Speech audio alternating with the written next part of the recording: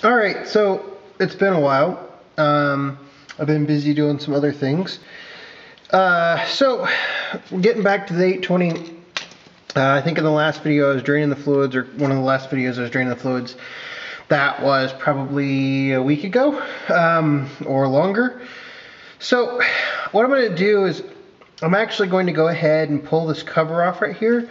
Based on the amount of sludge that came out of this, the power shaft housing here, and the fact that I had to stick a screwdriver up in there to get all the sludge out, I really want to clean the sludge. And I'm confident I can make a new gasket, just a square gasket. That's pretty easy. There's lots of videos out there online that show how to do that. But what I want to do is, I don't know exactly how tight these bolts need to be, and there's no torque spec in the manual, which is fine. But one of the things that I do want to do is I want to make sure, because I'll have to tighten these evenly so it doesn't leak when I put the gasket back in there.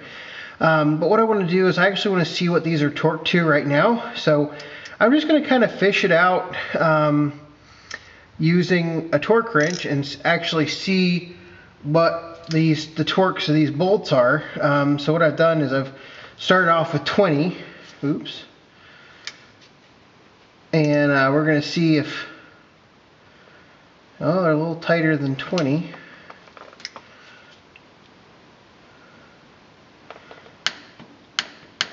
I guess they're right at 20. Let me back it up a little bit. Back it up to 17 and see if that clicks. Because the bolt moved just a little bit. Yeah, so they're actually not all that tight, which makes me happy. So what I'm going to do is I'm actually going to sit here. These are 9/16 bolts here. I'm just going to take these off.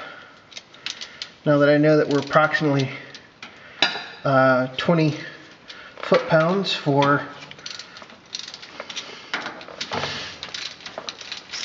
tightness, and we'll see what is actually in here.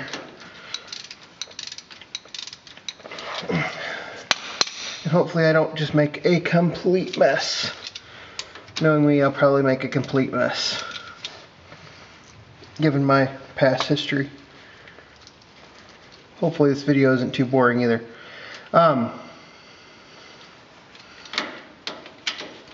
So like I said, this has been draining all week.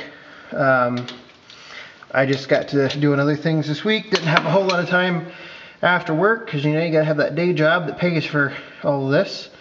And so basically didn't have a whole lot of time, and then it's actually Sunday right now, and yesterday, now that it's spring, had to get out in the yard and start doing stuff out there.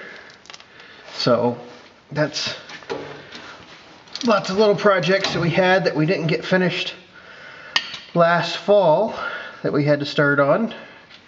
And plus, I've also spent a decent amount of time trying to finish organizing the shop.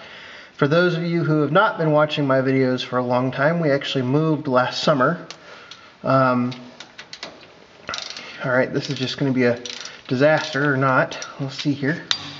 So we moved last summer, and the shop's never really been set up. Basically,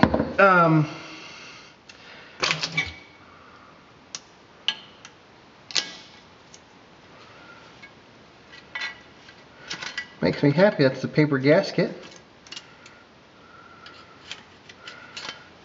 Okay. Oh yeah. I'm glad I did that. Let me set this down and we'll show you the results. Alright, so there's the sludge that was on the bottom. Nice and gooey. It stinks. Go figure, right? So, yeah, I'll get that cleaned up, and once I get that cleaned up, I will put it back in there. And I'll finish telling, while I'm doing that, I'll finish telling you the story about moving. Kind of started in the process of cleaning all this up, and I'm really glad that I pulled this out of there. I mean, you can see how gooey some of that stuff is. So I'll finish getting it cleaned up, and then I'll make a gasket for it. I can't take can't take credit for the way I make a gasket, but I'm going to put it on camera. So I'll come back once I've got this all cleaned. Alright, so I actually did not show you how I made the gasket, but what I did is I got a hammer out, cut a piece of gasket paper, and then laid this down, clamp one corner of it with that clamp right there. And I went around the outside, and that's how I did the bolt holes. I used a razor blade for some of this inside stuff because there's not a deep enough well there, or deep enough ridge to really cut well. So I got the bolts all clean, got my new gasket, and then got my cover all clean. Some of the repaint came off, and looked like this tractor had some really nice patina to it before they repainted it. So this is all clean and everything. So I'll get set up, and we'll put this back on there and tighten it down to 20 foot-pounds and call it good. Figure I'd go ahead and do just a peek up in there to see what everything looks like. So what you're looking at here is you're looking at the shifter fork right here. Oops. And then there's the clutch pack, and with all, I think there's 12 clutch discs in there all total. Yeah, that's what it looks like. It looks decently clean up in there. Wiped everything that I could get to. And so I think we're good to go. So I'll get the camera set up here, and we'll put the cover back on. So got my, like I said, got everything clean. Gonna just put one bolt in there and come back over on the other side and put another one in there, and then I'll go ahead and install the rest of the bolts. So while I'm doing this, get back to my story about why I've been a little slow on this.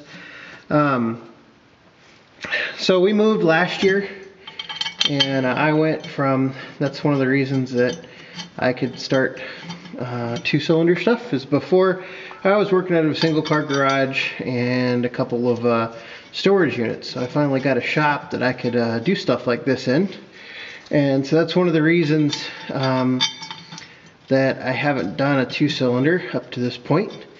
And when we moved in, started new jobs and everything, and for lack of a better word, just kind of threw everything into the shop, never got it organized, and then fall got here, turned my attention from mowing the yard to doing snow and everything, and couldn't drag everything out, and all of a sudden you know, it's spring and I still haven't organized the shop. So that's what I've been doing the last couple of days, is actually slowly organizing the shop.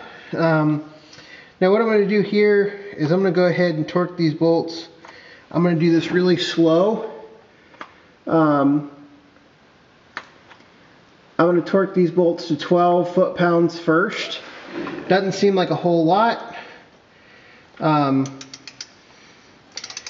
Mostly because I want to make sure this cover is on here straight. I don't want any doubt about anything bending, etc. So I'm just going to use the old crossways back and forth pattern to get it done.